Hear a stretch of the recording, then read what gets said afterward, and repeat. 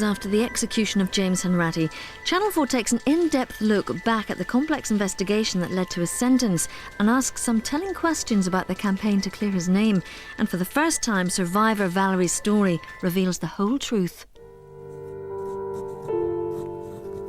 I am finding this letter very hard to put together. I still find it very hard to believe what is about to happen.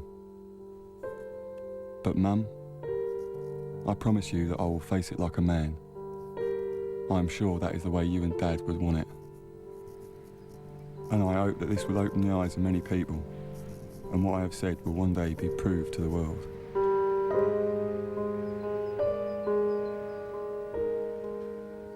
The time is getting near, and when it comes, I'll be thinking of you and Dad.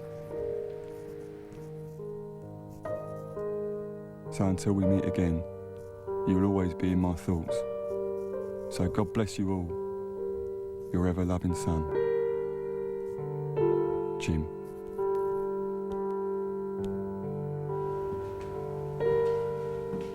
On the morning of April the 4th, 1962, James Hanratty, convicted for the A6 murder, was taken from his cell for the last time.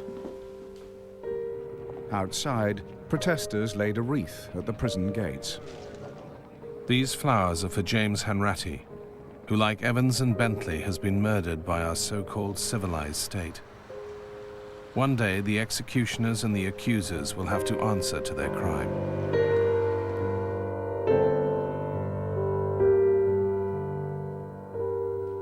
James Hanratty was hanged at Bedford Prison.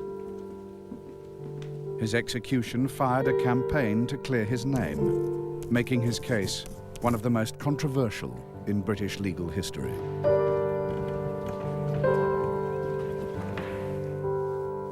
Hanratty's family has to this day maintained his innocence.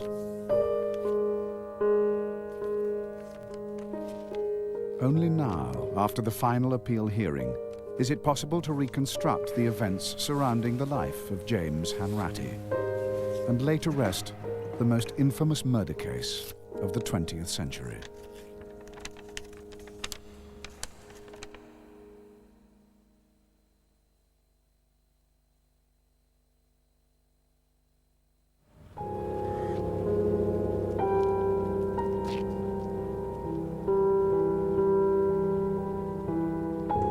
Tuesday, the 22nd of August, 1961. I think it's a date engraved forever upon my mind, my heart, my memory.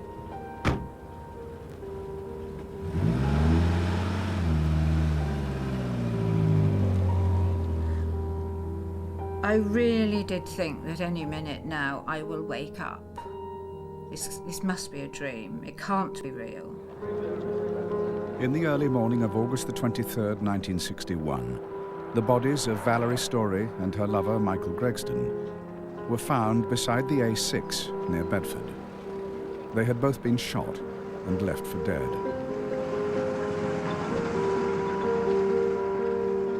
The place where they lay was known as Dead Man's Hill. Its haunting name would become synonymous with the murder case of the era.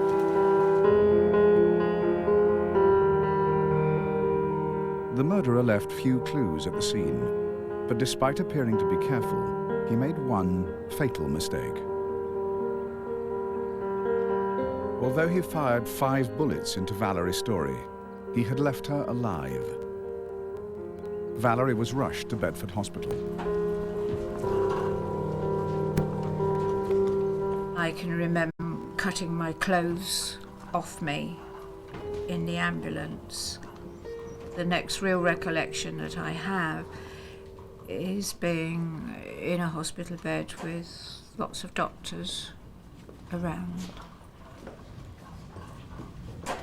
After 4 hours of emergency surgery, doctors realized that Valerie would survive.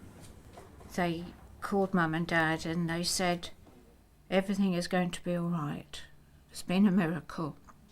She's going to live. And I did.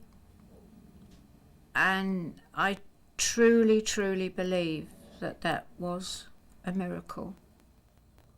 At 5:45 p.m., Chief Superintendent Basil Aycott, in charge of the investigation, arrived at her bedside.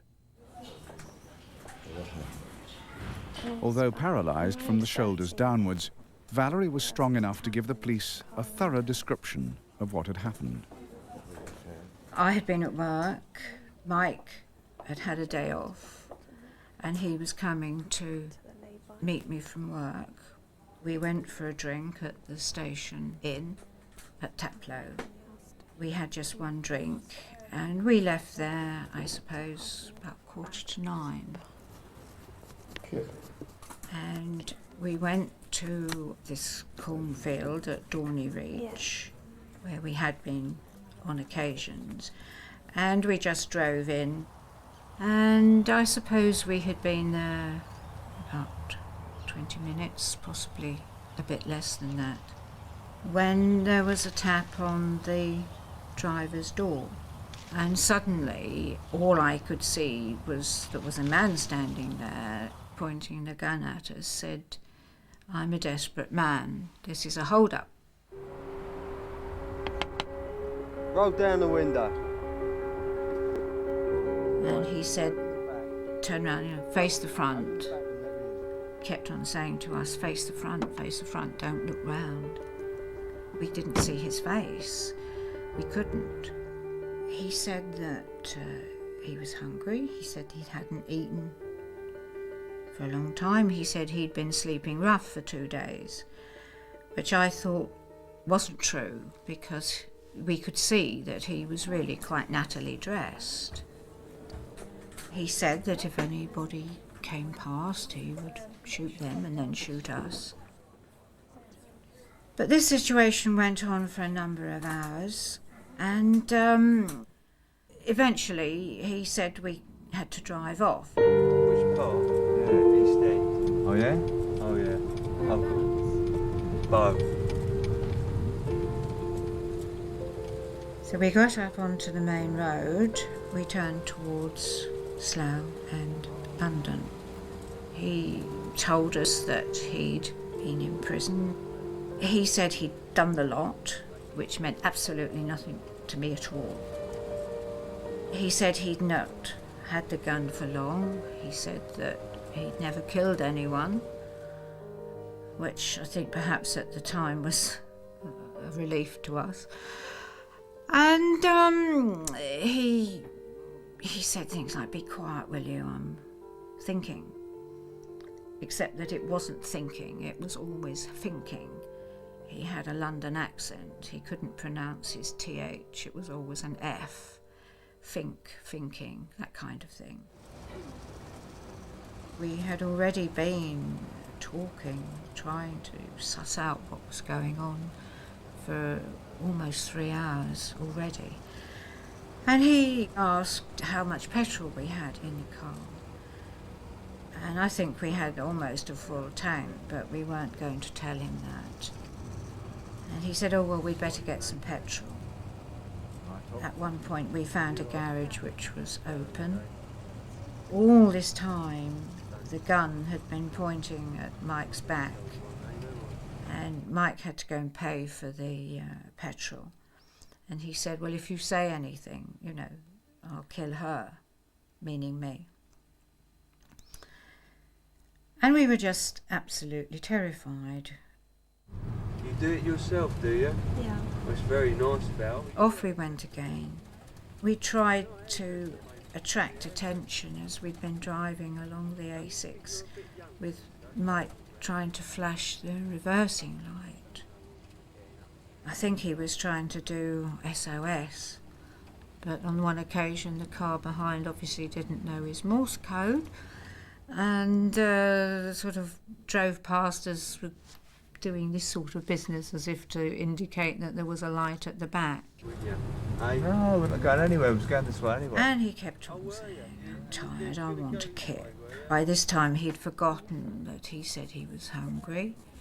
He wanted a kip. And we were driving towards Bedford. He made us sort of pull into this lay-by and then turn the car round so that it was pointing in the direction that we'd all had come from. At gunpoint, Michael Gregston was taken out to find some rope in the boot. It still was unreal. We are going to wake up. What am I doing here? It can't be real. What is happening? What can we do to persuade this man to go away and leave us? You know, you just take the car, go away. Don't shoot us. You won't shoot us, will you? And he said, well, if I was going to shoot you, I would have done it by now. He decided he wanted to tie us up. And as he was tying my hands together, I knew that I could free them. And he said to me, hand over that bag. I suppose he wanted to look in it to find something perhaps to tie Mike up with. And Mike picked up the duffel bag to pass it between us.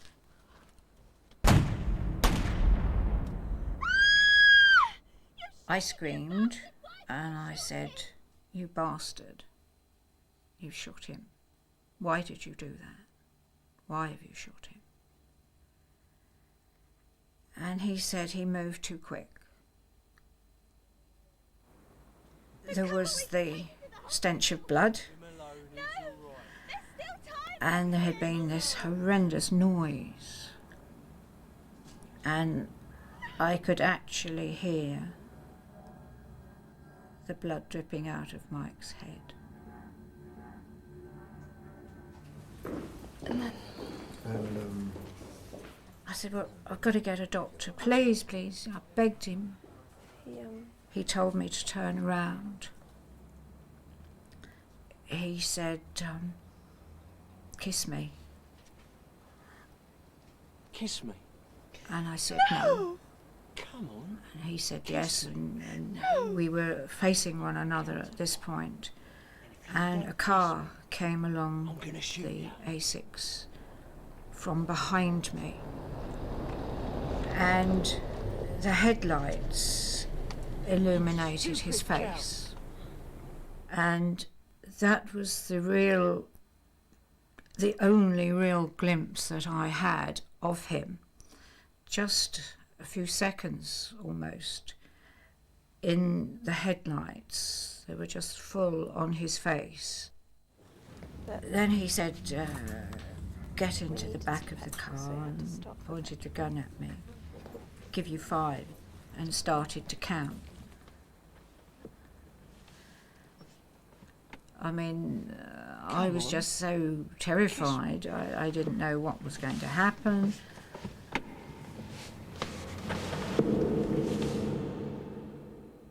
And, well, the upshot was he then raped me. It only lasted a few minutes. And he did his flies up again on his trousers. And I said, just go. Just leave me and Mike. Just take the car and go. And he said, well, you get the body out. And Mike's hands were still on the steering wheel. He slumped forward. And I tried to drag him, and I said, you'll have to help me. And he said, oh, well, I can't get blood on me. And anyway, he helped me and laid Mike down on the ground. And I said to him, just go while you can. It'll be light in a minute. And he said, I think I'd better hit you on the head or something. And I said, no, I won't go help. I won't say anything, you just go. And he walked away again, and then he turned around. I suppose he was about, 10 feet away from me. And I saw him aim the gun at me, and he fired a number of shots. I think it was 4. The first one hit me and I fell over.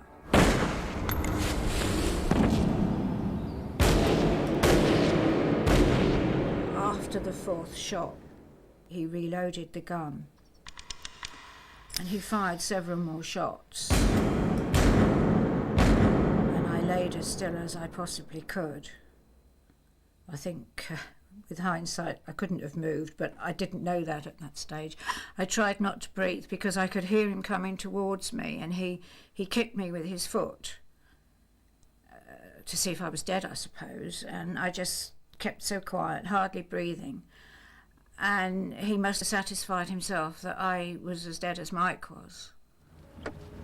And he got into the car, and I heard him drive away.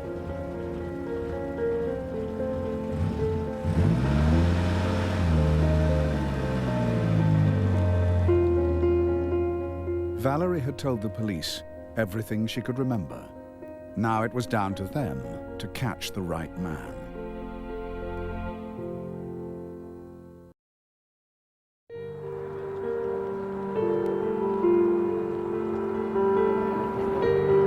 The A6 murder would dominate the news as the search for the killer began. The first we heard about it was a call to the newspaper offices, which got all the crime reporters on their way, as it sounded such a horrific case, which of course, as it turned out, it was. I think a lot of us were quite shocked, despite being hard-bitten newspapermen, at the condition of Valerie Storie, and of course Michael Greggston was then dead anyway. Michael Greggston and Valerie Storie had been having an affair. Michael was a married man with 2 sons. The oldest, Simon, was 9 when his father was murdered. My first real memory was of my neighbour came to me and told me that my mum had to go away with the police and that she wouldn't be very long. And then she came along to have a word with me, and she took me into the living room, sat me down. She was obviously had been crying, very red-faced, and sat me down. And so the one thing that I definitely remember, the very words, was that you won't be seeing Daddy anymore. Daddy's dead. And a lot of tears.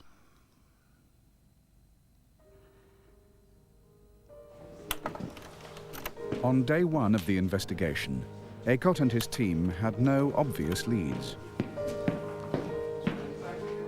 Then, later that day, the Morris Minor was found abandoned in East London, and there were witnesses who saw the driver.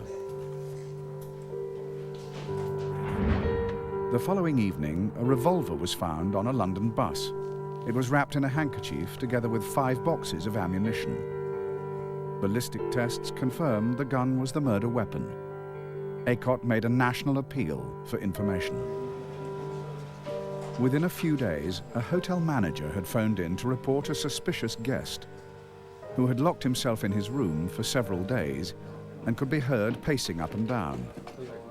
The man was brought in for questioning. His name was Peter Louis Alphon. On the night of the murder, he had stayed at the Vienna Hotel in Maida Vale. A porter remembered him booking into room 6 at around 11 p.m.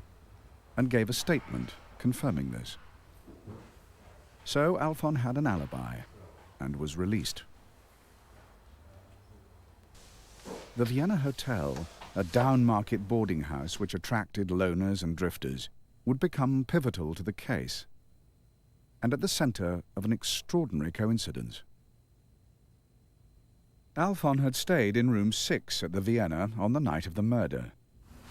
3 weeks later, the hotel manager found 2 used cartridge cases in room 24. They matched the murder weapon. Then the porter at the Vienna suddenly changed his statement. He now claimed that Alphon hadn't stayed in room 6 at all, but had stayed in number 24, the room with the cartridge cases. The porter's story was later re-investigated by the then Chief Inspector, Henry Mooney. He had already said Alphon had been in room 6 in his first statement. His second statement on the 15th of September was an attempt to implicate Alphon in the murder. In actual fact, frame him. Aycock re-interviewed Alphon and then stood him before Valerie Storie. A special identity parade was held at her hospital. I found myself in a situation that I'd never ever been in before. I suppose I did feel that I had to pick somebody out. I don't know what went through my mind. I picked out somebody quite innocent, and that was that. Neither Valerie or the witnesses from East London who'd seen the car and its driver identified Alphon. It also became clear that Alphon never stayed in room 24, where the cartridge cases had been found. The hotel porter confessed he had lied. I believe he was motivated by the fact he could obtain money from the press and the media. Here he would be the man who helped to solve the A6 murder. At any rate, he made his third statement, absolutely withdrawing his second statement. For the police, there was a temptation to concentrate solely on Alphon. It would mean a quick result for a shocking crime. But Aycock decided to dig deeper.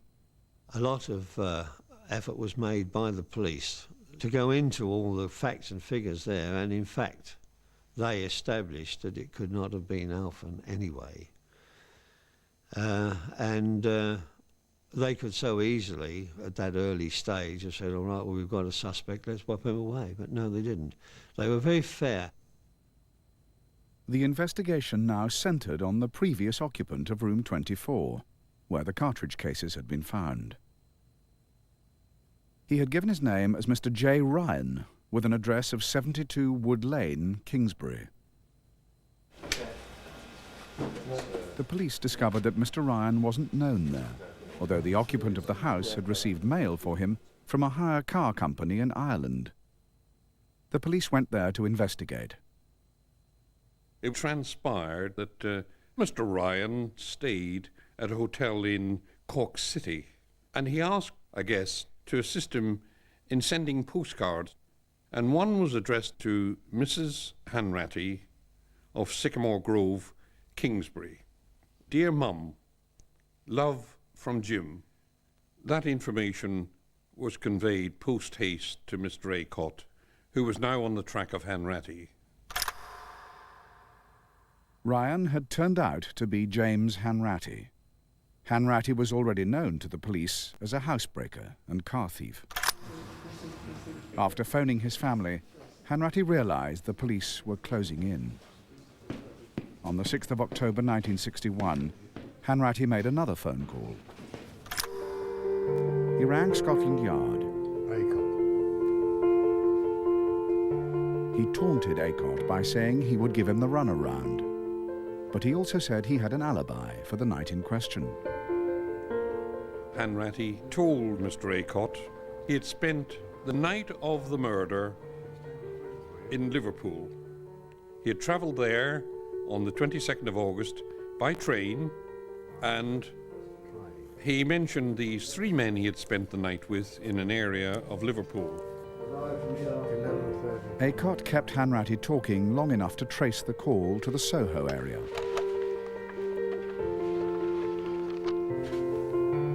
The next day, Hanratty called again, this time from Liverpool.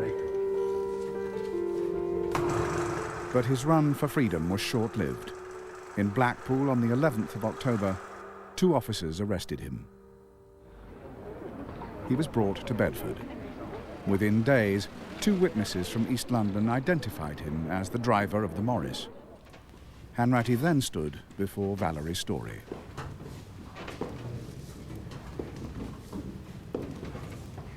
I was told I could ask them to speak. Then as the bed came along and stopped at each man, so he said, "Be quiet, will you, I'm thinking." And that happened twice. Twice the bed went up and down the line. And it was the eyes. They looked at me and I looked at him. And he knew perfectly well that I knew who he was. And as he was saying that sentence, "Be quiet, will you, I'm thinking," I could hear that voice that had been talking to me for nearly 6 hours. And he knew, and he looked at me. He knew that I knew. And there was no doubt whatsoever. Despite being picked out, Hanratty still believed he was in the clear. I was the duty NCO in the Royal Air Force Police, stationed at Holton in Buckinghamshire. And I went on duty this particular day and found that there was a civilian in the back passage having a cigarette and a cup of coffee. And I was told that this was Hanratty and that he'd been to the local hospital for an ID parade to pick him out as possible suspect in the A6 murder. And I was to look after him. So I was standing out the back and we were having coffee and just chatting in general. And I just casually said to him, as part of the conversation, "How do you think you stand?" And quite casually he said to me, "They know I did it, I know I did it, but I don't think they can prove that I did it." And he was quite casual about it. Wasn't cocky, bombastic or anything. He just sincerely believed that he would walk. The jury at Hanratty's trial would not be told of this confession, as it was an unwitnessed conversation, and Hanratty was not talking under police caution. Hanratty was charged with the murder of Michael Gregston. The next time Valerie would see him was in court. I was in my wheelchair and I gave evidence from my wheelchair, and I sat up alongside the judge. And I always remember we got to the point where Mike was killed and the gun had gone off. And I looked straight at Hanratty across the courtroom and I said, "You bastard, you've shot him. Why did you do that?" And I saw Hanratty flinch. And there was this almost air of theatre, I suppose, in the courtroom. But he flinched when I said that. As well as Valerie's identification, there were the two men who identified Hanratty driving the car. There was another witness, Dixie France, a friend of Hanratty's, who recalled how Hanratty had once told him on a bus journey that a good hiding place was under the back seat on the top deck, the very place where the murder weapon was discovered. It was only circumstantial, but damaging evidence. This is the meat.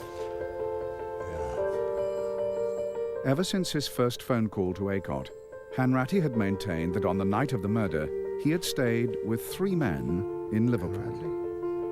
But even though he was facing a murder charge, he refused to divulge the names of his 3 alibis. Mid-trial, Hanratty confessed he had lied. He hadn't been in Liverpool. But now he claimed he'd stayed at a guest house in Rhyl. I was in actual fact in Rhyl. His defence sent detectives to Rhyl, who found witnesses including the landlady of the guest house, Mrs. Jones. But when she appeared in court, her evidence collapsed under cross-examination. This, at the time, was one of the longest criminal trials we'd had in legal history.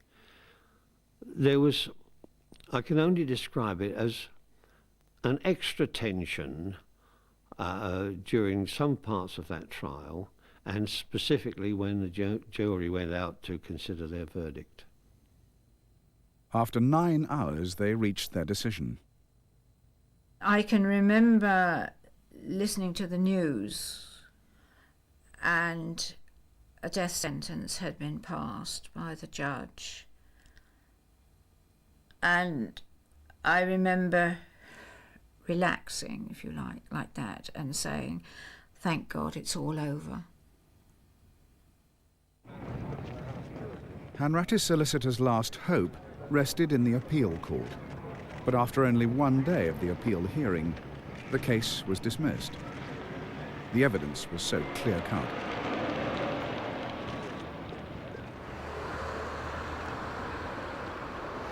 At 8 o'clock on the morning of April the 4th, 1962, the sentence was carried out.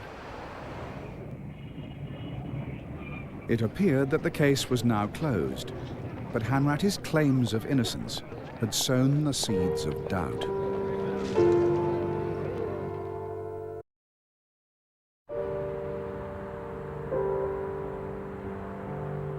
After Hanratty's execution, Valerie Storie returned home to the house she was born in and where she still lives today, in a suburb of Slough. We were by no means rich. We couldn't have the idle life. We had to get on and earn a living. My one worry was that I wasn't going to be able to drive again. I think this meant more to me than being able to walk. So if you can drive, you've got your freedom.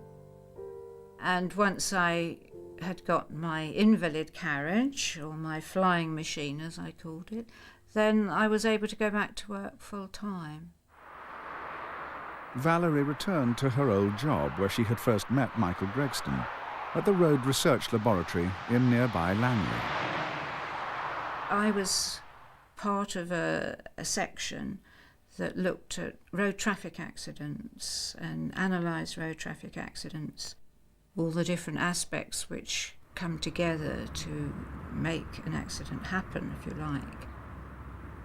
I started in August of 1955, and it was a couple of years later, I think, that Mike came, and that's where I first met him, and we got talking, and it just grew from there, I suppose. He was very good looking. I suppose I was flattered, really, that he took a shine to me. And I think the main common interest, perhaps, was motoring. And he would do rallying, and I was asked if I would like to be his navigator. I'd had boyfriends before, but he was my first serious boyfriend, and the last. Michael Gregston was a married man. He didn't hide his affair from his wife, Janet. She knew all about it. I had been to his flat where he lived, and we got on quite well. I mean, given the situation as it was, I think we would have quite liked one another in a different set of circumstances. Mike adored his two boys, and it was one of those things that he would have found it very difficult to have left them, and I don't think he would ever have left his two boys. He was very fond of them. But if this hadn't have happened, I think by the time a further 6 months had gone past, then the relationship that we had would have been over. I'm quite sure that our friendship, our romance, if you like, had run its course. And this has always been, to me, a very ironic thing that this happened, and so much pain has been caused to so many people. And another few months and it wouldn't have happened. Valerie was able to put the pain of the past behind her. Hanratty's mother and father could not. Their son had maintained his innocence right up to the letter he had written with the help of his prison warder on the eve of his execution. He said, "Dad, there's only one thing I want you to do, is to clear my name. Tomorrow morning I'll take this like a man. They've pinned this onto me. I want you, Ma'am, Michael, Richard, and Peter. Never let anybody say a wrong word about me. I want you to clear my name. And that was it. He turned on his heel and walked away. James Hanratty was born on October the 4th, 1936. The oldest of 4 sons, he grew up in Wembley, leaving school at 15. Soon after, a bad fall put Hanratty in hospital with concussion, and a downward spiral began. Within 2 months of the accident, he'd run away from home. He told doctors he was frightened of his mother and had little respect for his father. His hospital report diagnosed Hanratty as a mental defective, and doctors persuaded his parents to let him stay for a month with his aunt. She lived in the Bedford area, where his mother had grown up. But the temptation of crime was never far away. By 17, James Hanratty was already a convicted thief. He was barred from national service as he was only semi-literate. He could write little more than his name and address. Most of his remaining life would be spent serving a prison sentence or corrective training. After his execution, his mother and father set out on a crusade to fulfill his last wish and clear his name. The 1950s had already sharpened public opinion against capital punishment. There had been Timothy Evans, pardoned years after he was hanged. The case of Craig and Bentley caused a public outcry. And there had been widespread sympathy for Ruth Ellis.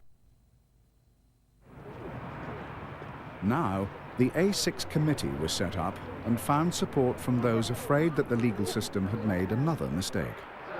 The chairman and founder was a wealthy Mayfair playboy called John Justice. I'm as adamant as now as I've always been that Hanratty was wrongly executed and that in fact he was innocent. I've stated this long before his execution. I attended the trial and the pre-trial, and I think the most telling thing of all is that there is no public inquiry. John Justice believed there had been a cover-up by police. He used his personal wealth to transform the A6 committee from a family crusade into a high-profile campaign. The fight goes on to clear his name through an organisation known as the A6 Murder Committee. Tonight an open meeting will be held in Bedford to gather fresh evidence, and the 11 jurors at the trial have been challenged to attend the meeting.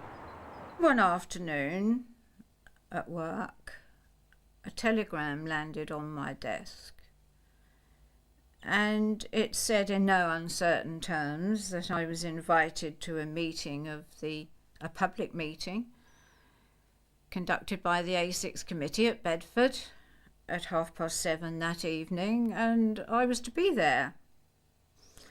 Well, this was about 4 o'clock in the afternoon at Crowthorne, and how they thought I was going to get from there to Bedford to attend this meeting in next to no time, I don't know.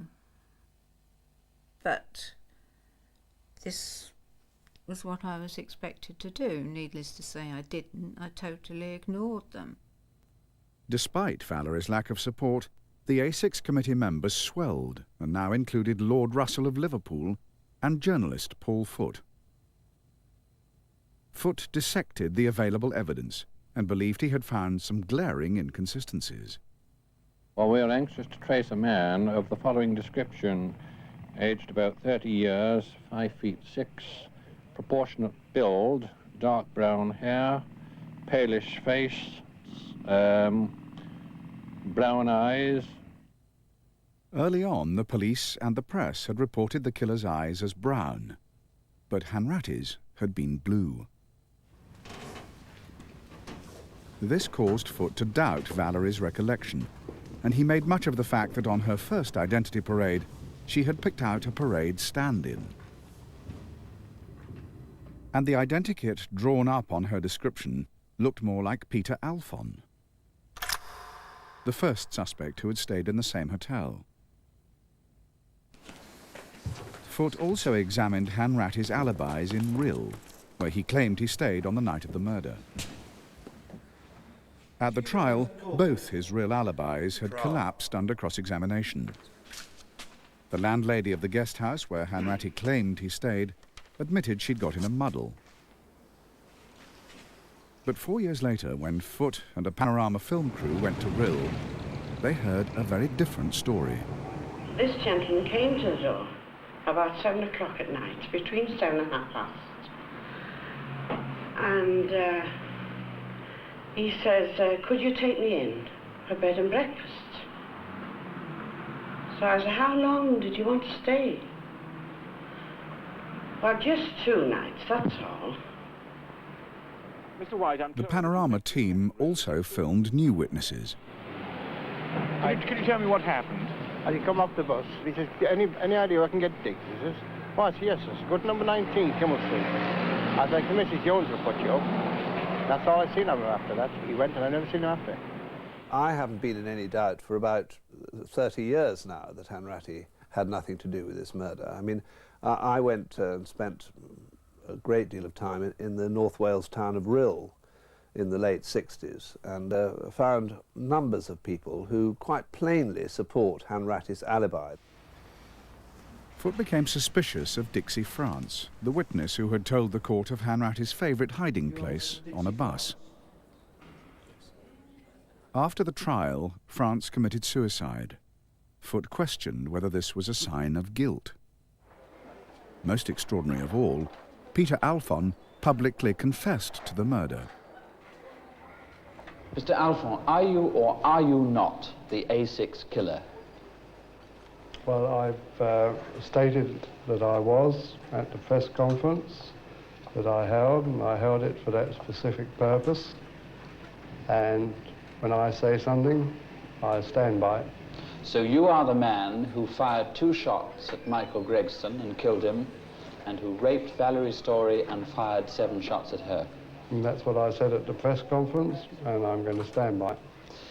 Now, there seem to be 3 different opinions of you. People think that you're either a liar, a killer, or that you're mentally disturbed and unbalanced. Which are you?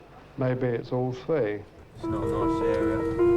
It's a hard area for hard people. Far from being a murder without a motive, when Foote selected passages from Alphon's confessions, it all seemed to make sense.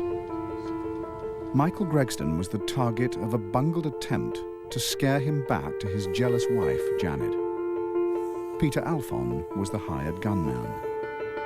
Dixie France had supplied the gun and then, in the final twist, helped to frame Hanratty. Published in May 1971, Paul Foote's book, Who Killed Hanratty, caused an outrage and became a landmark for the campaign. The Home Office instructed Lewis Hawser, QC, to investigate the campaign as evidence, but his 400-page report found categorically that Hanratty was guilty. This is the same thing as I've had in 1962. Exactly the same. There's no change in it whatsoever. He's put all his eggs in one basket and says, oh, well, that's it, Hanratty is guilty and fair enough. Close the book. James Hanratty Sr. continued to campaign right up to his death in 1978. His son, Michael, James's younger brother, took on the fight. When you know someone is innocent and they've asked you to do the, you know, what can you do? You can't walk away. Then, in 1992, a Channel 4 programme, The Mystery of Dead Man's Hill, argued for Hanratty's innocence and Alphon as the murderer. Finally, the Hanratty solicitors persuaded the Home Secretary to agree to a new police investigation. In 1994, the documentation was reviewed by Superintendent Roger Matthews, who also became convinced the case was flawed. The more I read, the more I felt that had they had the opportunity, the defence, and indeed the jury, to see all the documents in the prosecution's possession, the jury would have been given at least a strong chance of coming to a different conclusion. The prosecution case was very slim. Well, basically it revolved around identification, the finding of bullet cases in a hotel room, the Vienna Hotel, the finding of a gun with ammunition on a 36A bus, and a confession, inverted commas confession, to a fellow prisoner. Now, this was the prosecution case which somehow convinced the jury.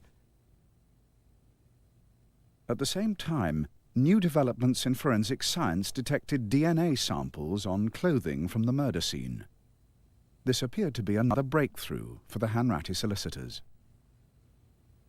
From those samples, we believe it is possible, even likely, that with modern techniques it would be possible to say with absolute certainty that Hanratty could not have been the murderer.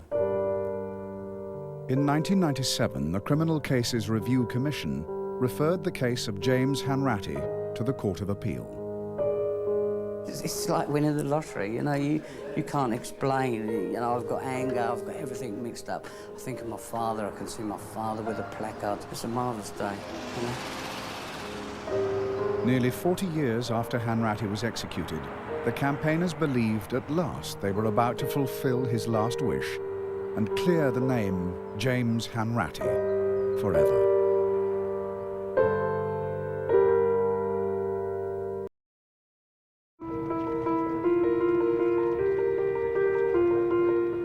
The Hanratty campaigners had achieved extraordinary success by highlighting apparent flaws in the police investigation. But there was another side to the story which was less well known, beginning with the tactics of the chairman of the A6 committee, John Justice. Justice was a long-term mischief maker. He had failed his law exams at Oxford, but found the law provided excellent entertainment. On one occasion, with his barrister friend Jeremy Fox, he dressed up in a wig and gown and sneaked into a high-profile trial, which was being held in secret. They sauntered into court as though they were part of the legal team, sat down watching this spy trial, held in camera, until someone noticed that they had no right to be there.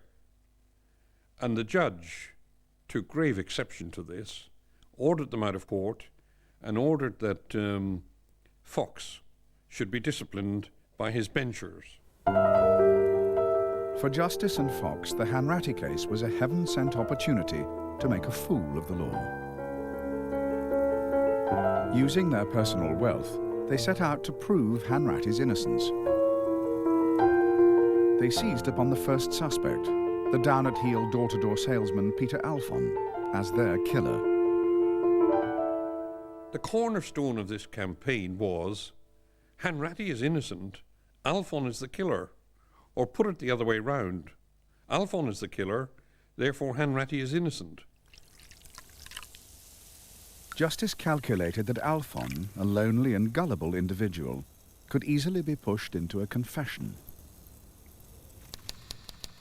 In 1965, Henry Mooney, then a chief inspector, investigated Peter Alphon's involvement in the case.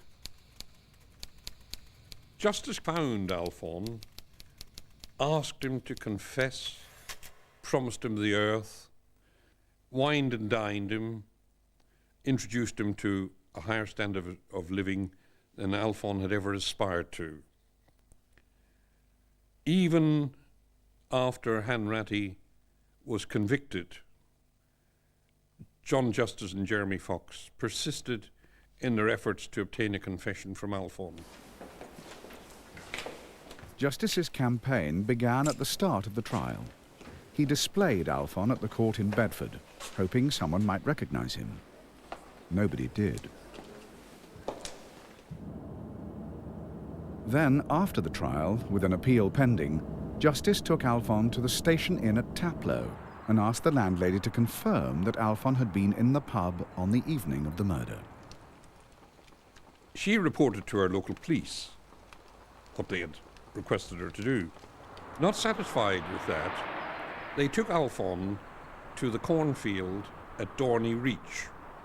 The whole purpose was to drum up some material to report to the Home Secretary that Alphon knew the field, that he had been to the old station inn, knew the area very well, to manufacture some evidence. The real murderer was able to drive, but Alphon couldn't. So Justice persuaded him to have driving lessons to make him a more plausible suspect. At first, Alphon had been happy to go along with them, but on the eve of Hanratty's execution, Justice and Fox tried to get him to confess. They offered him £5,000. He told them they were mad. He didn't want money. Up to 10, 15, 20 and £25,000. And Alphon got up and laughed at them and said, "I'm going." Now, strangely, they had arranged for a sympathetic MP to be nearby, so that if Alphon confessed, even after a substantial bribe, he would rush to the Home Secretary and stall the execution. When this failed, Justice tried to incriminate Alphon. He asked him to write some storylines for a book based around the A6 murder. It was to be a fictional book, and Alphon was happy to oblige. When Alphon showed him the headings he had made for the story, John Justice grabbed these, rejoicing, and then he flaunted them far and wide as a confession to the murder. It was only when I got back home and started reading them that they appalled me. They were quite sinister. Said, "I knew I must rape her. I knew I must kill her, but first I might as well rape her." John Justice publicised his theory in a book, Murder vs. Murder, in 1964. The next year, Dead Man's Hill was published, written by fellow campaigner Lord Russell of Liverpool. Then, in 1967, Peter Alphon, who'd enjoyed a good living from the A6 murder, made his decision to go public. You see, the thing is this. This murder happened 6 years ago, and they've hanged someone wrongfully. They've hanged him wrongfully. Now Paul Foote entered the stage, travelling to Rhyl, where he found several new witnesses, who he claimed supported Hanratty's alibi. But was Foote right? For example, in court, Hanratty said that on the night of the murder, he left Liverpool on the last bus to Rhyl. It didn't arrive there until 8:19 p.m. So on Hanratty's own account, any witness providing a serious alibi needed to have seen him in Rhyl after 8:19 in the evening. This gentleman came to the door about 7 o'clock at night, between 7 and 7:30. I do think it is about close about soon after 7 o'clock to 8 o'clock. These and other real alibis were presented as new evidence in Foote's book, Who Killed Hanratty? And based on passages from Peter Alphon's sometimes contradictory confessions, Foote had come up with his conspiracy theory. Janet Gregston, the jealous wife wanting to break up the affair, Dixie France, the fixer, Peter Alphon, the man who pulled the trigger. Alphon denied this theory, absolutely. I mean, he gave evidence on oath at Marylebone Magistrates' Court. He made a statement to me under caution that he had nothing whatsoever to do with the murder, that they had falsely accused him of being a killer. According to Foote, Alphon's confessions accused Dixie France of being an underworld figure and possibly supplying the gun. Foote believed France's guilt about the crime may have driven him to suicide. In reality, France, a modest, nervous man, worked for a club in Soho. He knew Hanratty as a member of the club, and sometimes put Hanratty up for the night at his home. But France's fatherly generosity would be cruelly repaid. When he learned he'd invited a rapist and murderer into his family home, he lapsed into a deep depression. He was devastated by it all. And he had 3 children. And he brought him into our home. And anything could have happened. And he couldn't forgive himself. On the 15th of March 1962, Dixie France took his own life. People just picked up on that and they tried to turn it into a mystery. Everybody involved in the A6 has lost somebody. There's Michael Gregston, Valerie Storie, there's children, Gregston's children. My father took his own life. Simon Gregston can still remember the hardships his mother faced after his father's murder. My mum missed out on a civil service pension by 3 weeks. My dad was killed 3 weeks too early. So she never got that. And as a result, we had severe hardship throughout my whole life until I left home, really. In addition, Janet Gregston had to endure innuendos that she might be holding something back about the crime. She was most upset by Channel 4's Mystery of Dead Man's Hill. My mum felt that she had to defend herself a lot of the time, and at a period when she really didn't have anything to defend, and at a time she really didn't need it. And that definitely had an effect on her.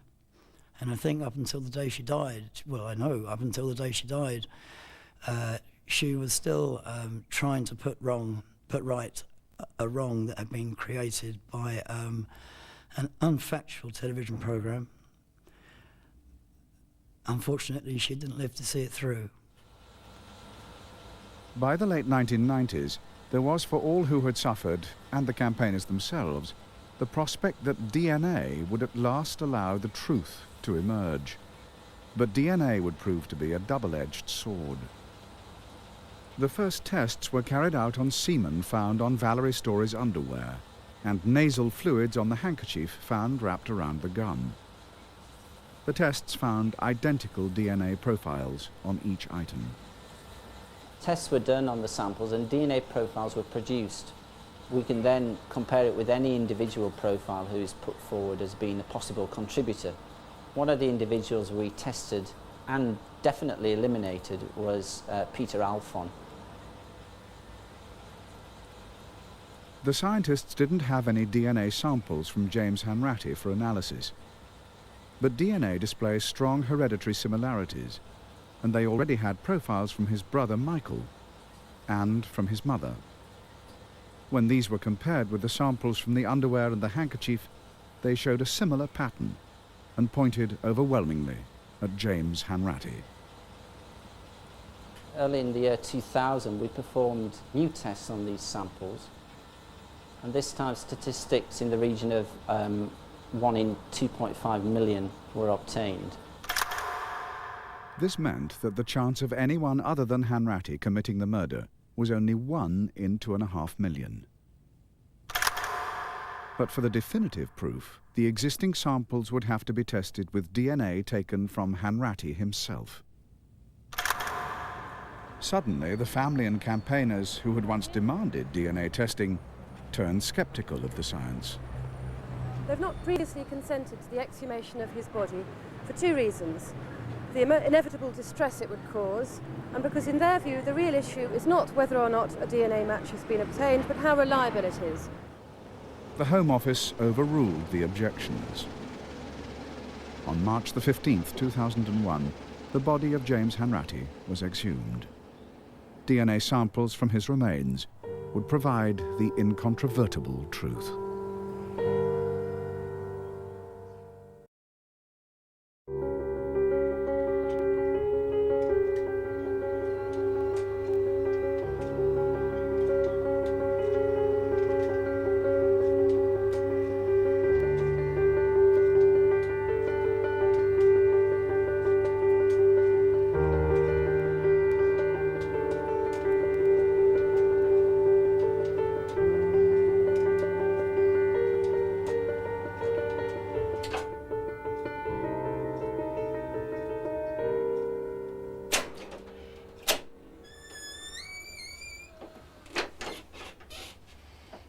I first came home from hospital, I couldn't get into bed, and my mother had to help me.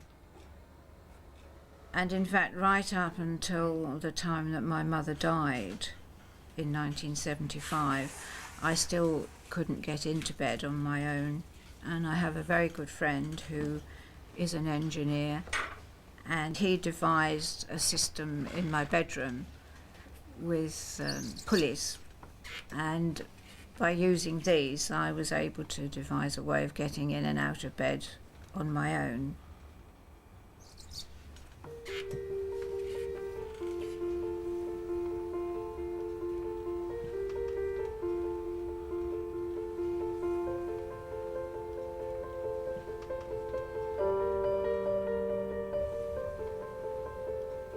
My paralysis is complete from just below my shoulders. Medically, it's known as T45, which is the 4th and 5th thoracic vertebrae, to be correct. That's the level of my paralysis. If I shut my eyes, I have no idea where I am in space. I am just a head and shoulders. I don't know where the rest of my body is if I've got my eyes shut.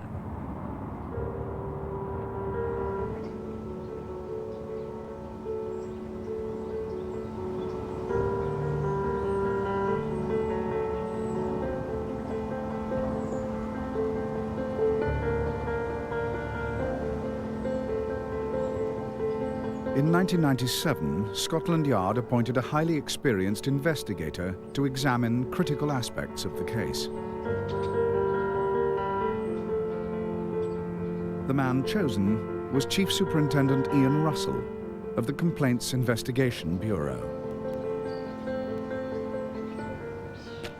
The Crown Prosecution Service were looking for an independent investigator to examine all of the issues that had been put forward, not simply by the Criminal Cases Review Commission, but that had been raised by campaigns over the past 40 years, in order to present to the Court of Appeal a completely objective and unbiased opinion as to the state of the evidence.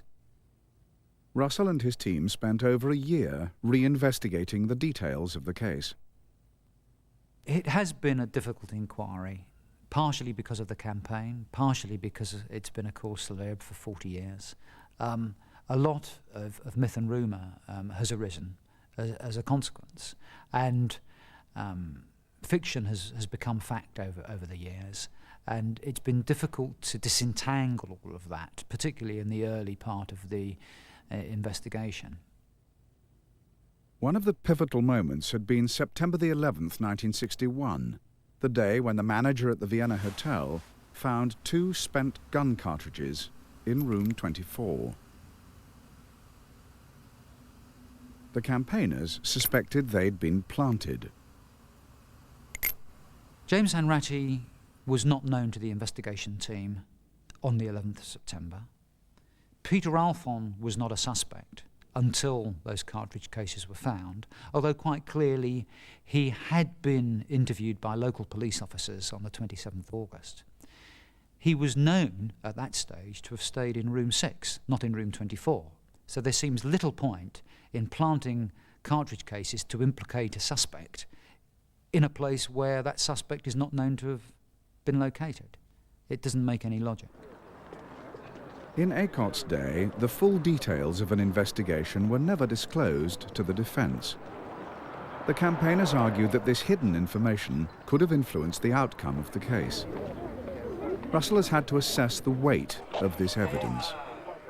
Disclosure rules have changed substantially since 1961.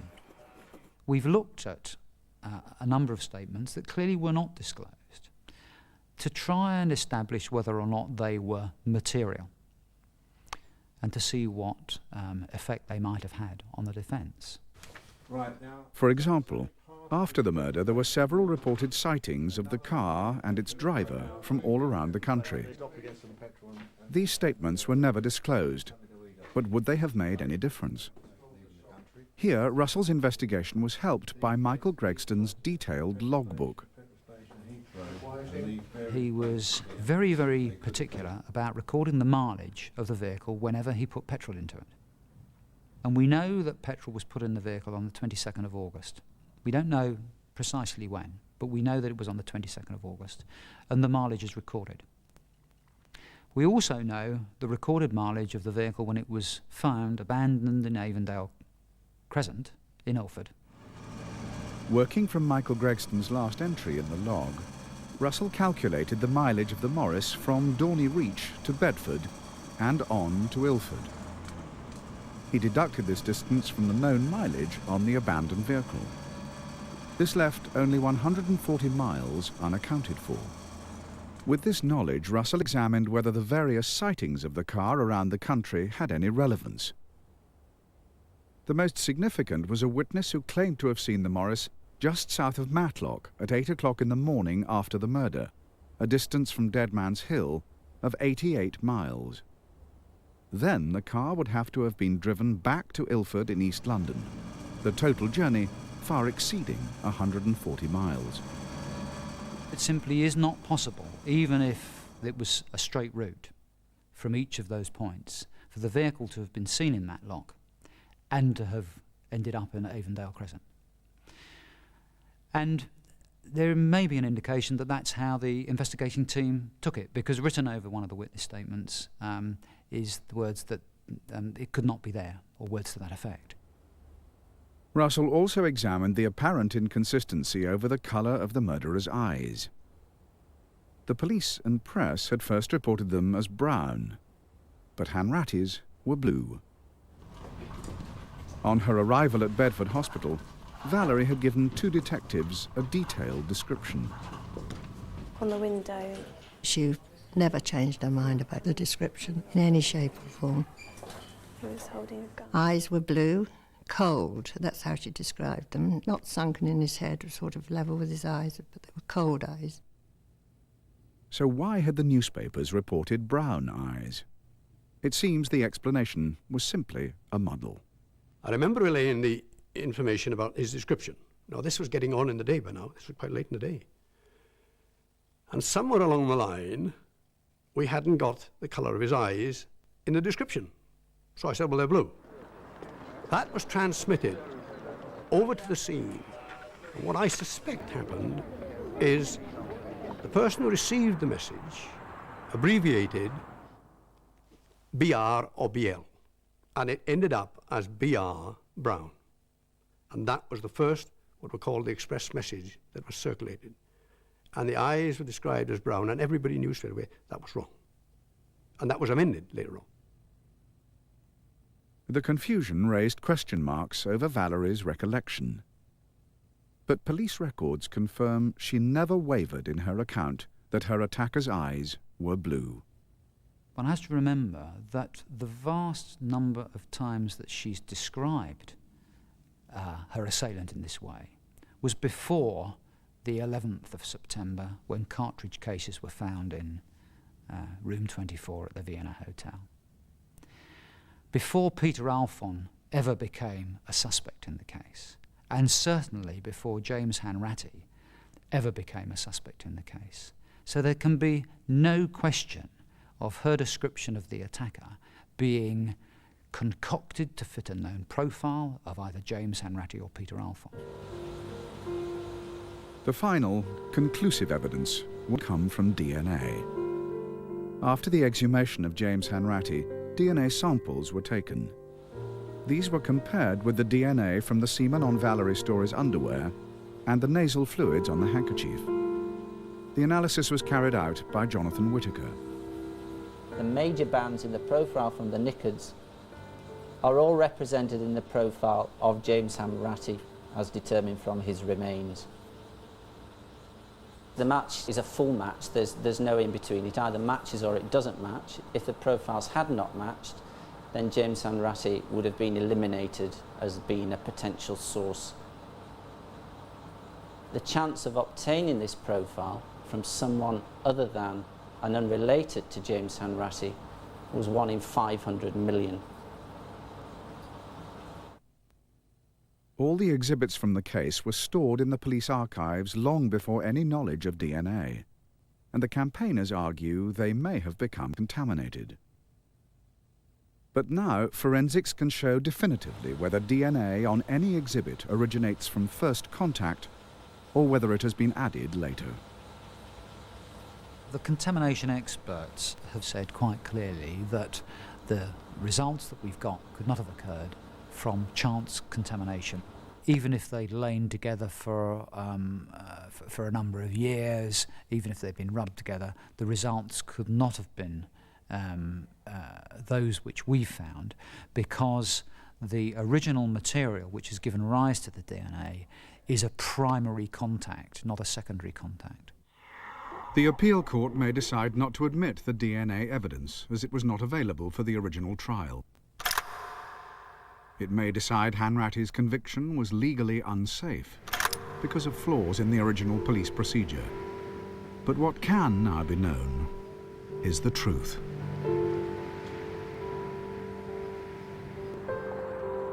In March 1961, little over 1 year before his execution, James Hanratty was released from Strangeways prison. Institutionalized for most of his adult life, he set off for London to complete a hapless life of crime. His journey would soon end. Why it took its final course and what drove him to murder will never be known. But in court, the prosecution suggested he had set out on a new career, to be a stick-up man. I am suggesting that this was your ambition, and you had just got this gun. That you went to the Vienna Hotel to play with it like a new toy, and you went out to use it for the first time on the 22nd of August. Sir, are you trying to suggest to the court that I went out on the 22nd of August to do a stick-up with a gun? Is that what you're trying to say?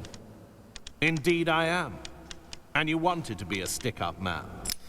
I did, yeah. That was your ambition. That was just talk. 40 years ago, the prosecution summed up its case against Hanratty. For 40 years, it was challenged. 40 years on, it has been proved to be true. The prosecution case is this. The cartridges found in the Vienna Hotel. Who but Hanratty can have left them there? Who but the murderer can have left them there? The gun found on the 36A bus in Hanratty's favorite hiding place, which he boasted to his friend of knowing. The stick-up man with the criminal record and the recently acquired gun. Was this the fulfillment of Hanratty's ambition and the test of whether he had the nerve? The description of the murderer by eyes, by characteristics, and most of all, by voice. The lies upon lies to Acott. The lies upon lies told before you hear. No alibi for refuge. Where does all this lead? To where does the evidence point? In my submission, it leads and points inevitably and inexorably to one conclusion, and one conclusion only: the guilt of the accused.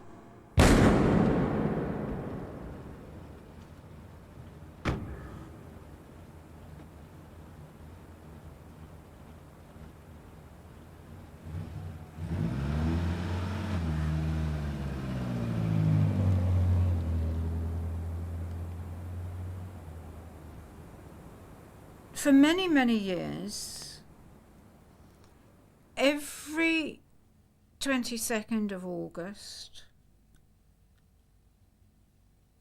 I would wake up about 2 a.m., 2:30 in the morning, and I would remember it was a nightmare. There was a nightmare, not to leave me screaming, but I always woke up at that time, and that only stopped about 8 years ago. But apart from that, you don't sit down every day and worry about it, thinking about it. You've got to put it out of your mind. You've got to put it behind you to go forward. I'm not saying it hasn't changed me. I've become a much harder person. I don't suffer fools gladly. I don't like people who whinge and moan about all sorts of little things in life. Maybe that's one of my failings, I don't know. I feel if I've got on and done it, so could they, but I know we're not all alike. But I don't think that I've done anything different than the majority of people would do. You just get on and do it.